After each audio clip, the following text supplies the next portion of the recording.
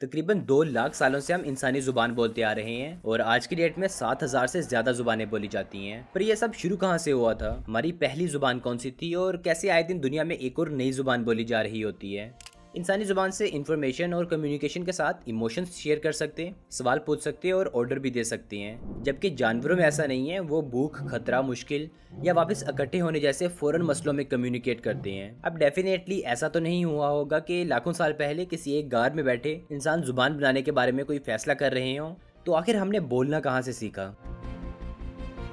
कोई ज़ुबान यानी लैंग्वेज बनने के पीछे काफ़ी थ्योरीज हैं, जिसमें एक डिवाइन थ्योरी भी है, जिसके मुताबिक ये गॉड गिफ्टेड है, यानी ये हमें खुदा की तरफ से मिली। हर रिलीजन का इसमें अपना पॉइंट ऑफ व्यू है।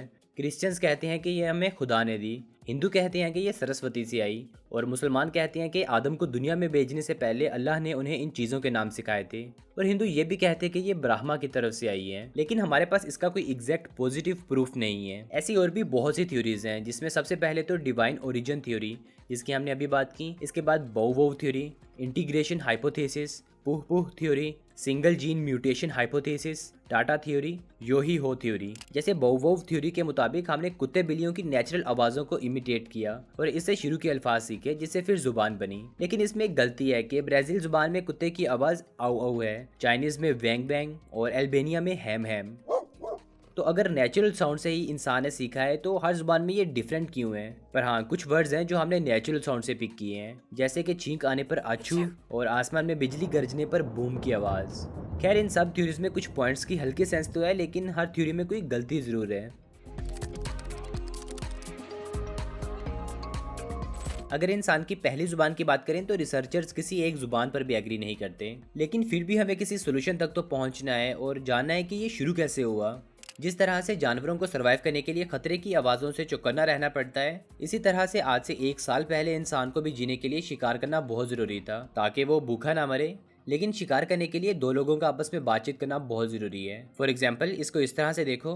पहले ज़माने में जब कुछ इंसान हिरणों का शिकार करने जाते थे, तो वो कुछ आवाज़ निकालते, जिसका मतलब होता कि हिरन पास है। तो एक दिन तूफान आ गया, जिससे हिरन तूफानी बिजली से डरकर भाग गए, जिसकी वजह से शिकारी को कई दिन तक भूखा रहना पड़ा। वक्त के साथ फिर उसी शिकारी ने खराब मौसम के इशारों को भी सीखा, यानी आसमान काला हो जाए और तेज हवा चलने लगे, तो इस वक्त उसे कोई ऐसी आवाज लगानी पड़ती जिससे उसके साथी शिकारियों को जल्दी शिकार करने और साथ खराब मौसम के आने का भी उस आवाज से इशारा मिल जाए, ताकि वो जरा जल्दी करे, वरना उन्हें कई दिन तक भूखा रहना पड़ सकता है। जिसके चलते ये इशारे और आवाजें लैंग्वेज में बदलने लगी। फॉर एग्जाम्पल, आप ये देखो, जब एक छोटे बच्चे को प्यास लगती है, तो वो अक्सर नाना कहते हैं, जिसका मतलब है वो पानी मांग रहा है, जिससे वो बच्चा फिर उस ऑब्जेक्ट या चीज को उस खास आवाज से पहचानेगा। लेकिन पानी को तो हर जुबान में डिफरेंट नाम से जानते हैं, जैसे हिंदी में पानी, इंग्लिश में वाटर और अरबी में माँ। इसको इस तरह से समझो, जब कुछ लोगों को एक साथ रखा जाए जिन्हें बोलचाल की कोई समझ नहीं है, तो वो अपने उस माहौल में उस चीज़ की जो नेचुरल साउंड होगी उसको वैसा ही नाम देंगे। जैसे हमने ऊपर छींक की बात की, क्योंकि देखा जाए तो सब आवाज़ें ही तो हैं, बस उस आवाज़ से हम कोई चीज़ को जोड़ देते।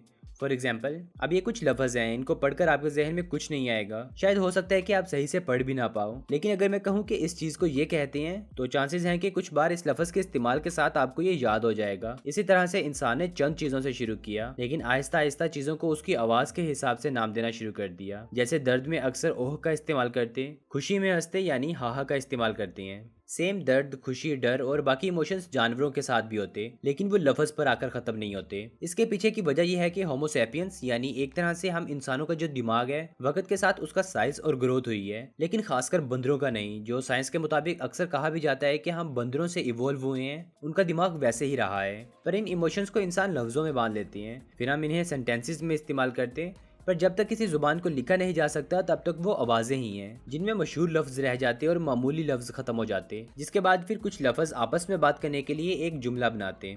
यहाँ तक हमें ये तो समझ आ गया कि लैंग्वेजेस शुरू कैसे होती हैं। इसके बाद जब वक्त के साथ ये इवॉल्व होंगे, तो इनकी अपनी एक मुख्तलिफ ज़ुबान होगी, जो सिर्फ उस ग्रुप के लोग ही आपस में बात कर सकते होंगे। और ऐसा होने में साल, कई साल या हज़ारों साल भी लग सकते हैं। और लैंग्वेज कोई भी हो, वो सेम नहीं रहती। जैसे जो ज़ुबान हम आज बोल रहे हैं, वो अगली जनरेशन में बहुत ज़्यादा मुख्तलिफ हो जाएगी। बिल्कुल वैसे ही जैसे आज से 200 साल पहले जो उर्दू ज़ुबान है, वो काफ़ी मुश्किल थी, पर आज नहीं है। और क्या आपको पता है कि इसके अलावा एक और तरीका भी है जिससे नई ज़ुबान बनाई जा सकती है? फॉर एग्जाम्पल, उर्दू, ये बहुत ही एक मीठी जुबान है, जबकि ये जुबान इस तरीके से नहीं बनाई गई। ये मुख्तलिफ जुबानों को मिलाकर बनाई गई है। इवन कि इसका मतलब भी मिक्सचर ऑफ लैंग्वेजेस है।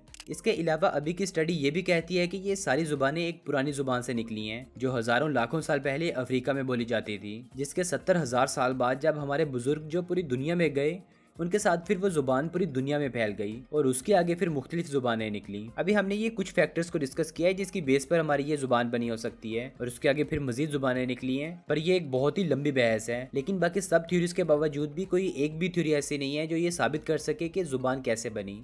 इस वीडियो को दोबारा देखें और जो थ्योरी आपको ठीक लगे उस पर भी आप अपनी खुद की रिसर्च शुरू कर सकते हो। बाकी उम्मीद करता हूँ कि आपको ये वीडियो अच्छी लगी होगी और नीचे एक सब्सक्राइब का बटन नज़र आ रहा होगा, आप उस पर क्लिक कर सकते हो मज़ीद ऐसी इन्फॉर्मेटिव और इंटरेस्टिंग वीडियोज़ को देखने के लिए। तो मिलते हैं फिर हम अगली वीडियो के अंदर, तब तक के लिए अपना ख्याल रखिए।